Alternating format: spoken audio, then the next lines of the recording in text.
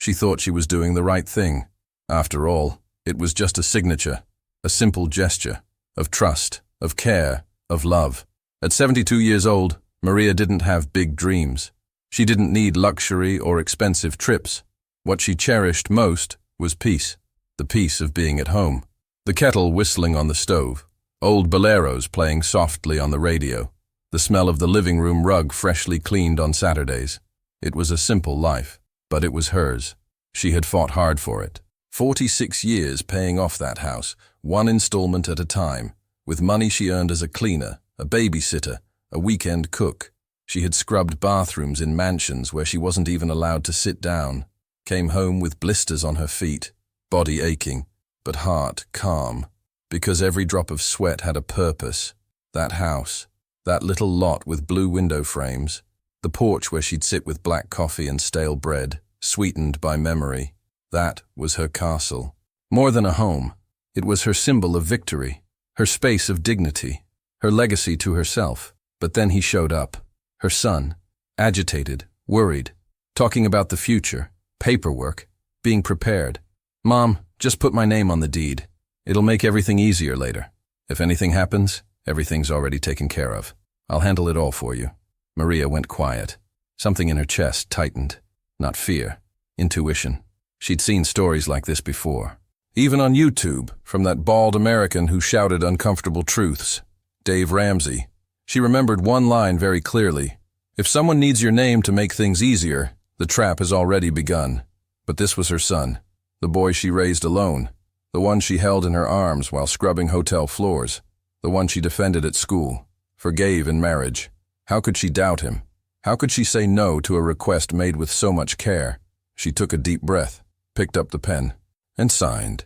Without knowing that, in that moment, she was putting her entire life story at risk. That she was opening the door to the biggest mistake she'd ever make. At first, nothing changed. He still came by, bringing sweet bread on Sundays. She still paid for everything, water, electricity, taxes, until one day, the electric bill was late. Then the property tax never showed up. She thought it was a mailing error, until the letters started arriving. With words she didn't understand. Lien, seizure, foreclosure, and her name was on them, with her home's address. She went to her son. He gave a nervous smile, took the paper and said, "Bank stuff, Mom. Don't worry. I'll take care of it." She wanted to believe him, and she did. Because when you love someone, you take longer to see the edge of the cliff. And the cruelest part, what comes next? Not even love can hold back. The change was slow, almost silent, like a leaky faucet no one notices until the ceiling gives in. Maria kept waking up early, organizing bills in her blue folder, scrubbing the porch with the same old bucket. But inside her, something had shifted. The phone started ringing more often.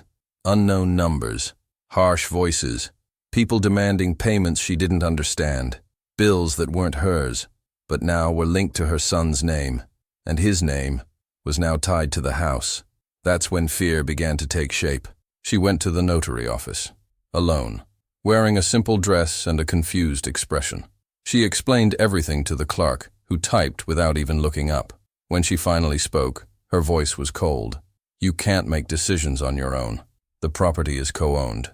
Any changes require approval from the other party." The other party, her son, the same son who now took hours to reply, who'd say, "Been busy, Mom," or "I'll call you later," but never did. She felt her throat tighten. For the first time, that house, the one she had built with sweat, penny by penny, didn't fully belong to her anymore. She went home and didn't sleep that night. The radio was off, curtains shut, her heart racing. She tried to convince herself she was overreacting, that everything would work itself out. But the days that followed proved otherwise. A registered letter arrived, then a legal notice, and finally, a man in a dark suit knocked on her door. A writ of execution. A lawsuit had been filed. The house was officially at risk. Maria closed the door gently, walked to the living room, and sat on the floor, like a lost child. The letter shook in her hands. Outside, the world went on. The neighbor washed his car. The baker crossed the street. But inside her, everything had crumbled. How could this be happening? She only wanted to protect her son, to make things easier, to love. But love doesn't protect you when it's blind. And now, she was alone. She called him. No answer. Sent a message. Read. No reply. For the first time, she felt ashamed, as if she had done something wrong, as if she somehow deserved this. And that guilt, that was the worst part, because no one tells you that loving too much can be a way to destroy yourself. The calls kept coming. 3, 4 times a day. The sound of the phone became torture, and the house, her refuge for decades, now felt like a stranger. The walls closed in. Family photos stared back at her.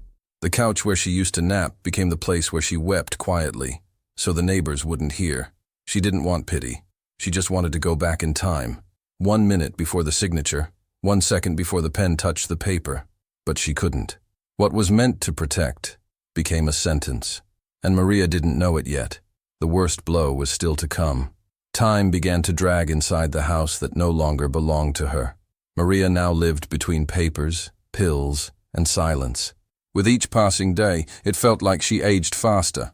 She, who once had the strength to care for everything, the garden, the meals, her whole life, could barely get out of bed. It was as if the house itself was draining her, as if losing the right to her home meant losing the right to exist. The living room light started to flicker, but she never called anyone to fix it. The fridge made strange noises, but she let it go.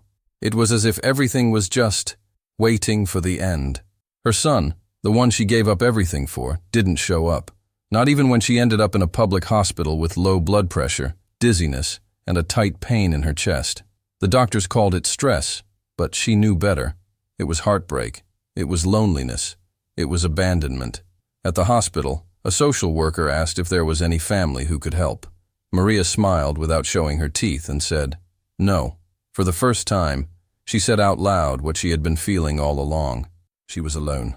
When she returned home, a new notice was pinned to the gate. The auction was scheduled. It was official. The house would be sold to pay part of her son's debts. Debts she never saw, never approved. Yet debts that were now sentencing her. And then, what she feared most, happened. Shame turned into complete isolation. The neighbors who once praised her garden now avoided eye contact. The prayer group leader no longer replied to her messages. And her son, silence. As if she had ceased to exist. As if she had never been a mother. The rug in the living room stayed in the same place, but now she tripped on it every time she passed. The photographs on the wall looked back at her like cruel reminders. Her grandson, the one she rocked in her arms while stirring rice and beans, had no idea what was happening. Maybe he never would.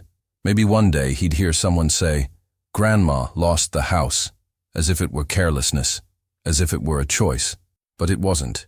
It was too much love, without limits. It was trust where there should have been protection. It was kindness left unguarded. At the end of that week, she made a decision. She gathered her things, packed some clothes into an old bag, separated her documents, and tucked the family photos into a yellowing envelope. She sat on the porch one last time, looked out at the street she had known for 40 years, and cried, for the first time, out loud, not out of anger, but out of exhaustion. The exhaustion of carrying a weight alone that was never meant to be hers. Maria knew she was losing everything, but she didn't yet know the cruelest part, that even as she walked away, she would still carry the blame. Because when a mother falls, the world says she failed by loving too much. The auction took place on a quiet Thursday morning. There was no crowd, no protest, no one there for her. Just a name on a cold computer screen, followed by numbers and bids. In less than 7 minutes, the house she fought for over 45 years was sold to a stranger. The house where she once danced alone to old boleros. Where she sewed costumes for her grandson. Where she spent sleepless nights holding a thermometer to her son's fevered forehead. Now it was just a transferred asset. A line in a contract. A past deleted with a single click. Maria found out through the mailman. He handed her the envelope, wished her a good day, and walked away. Inside was the official confirmation. Below, market value. No mention of effort. No acknowledgement of decades of sacrifice. As if she had never existed. In her cousin's spare bedroom, where she now lived, time was no longer measured by hours. It was counted in doses of medication. By the light sneaking through the jammed window. By the neighbors' coughs. by the faint sounds of life happening outside, a life that no longer belonged to her.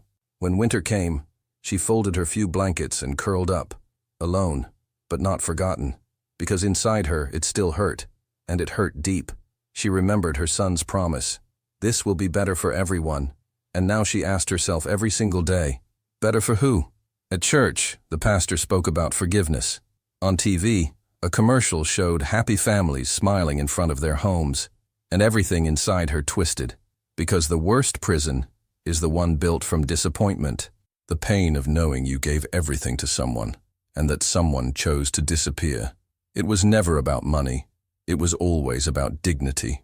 She picked up a piece of paper and wrote a single sentence, her shaky handwriting like a warning for anyone who might come after.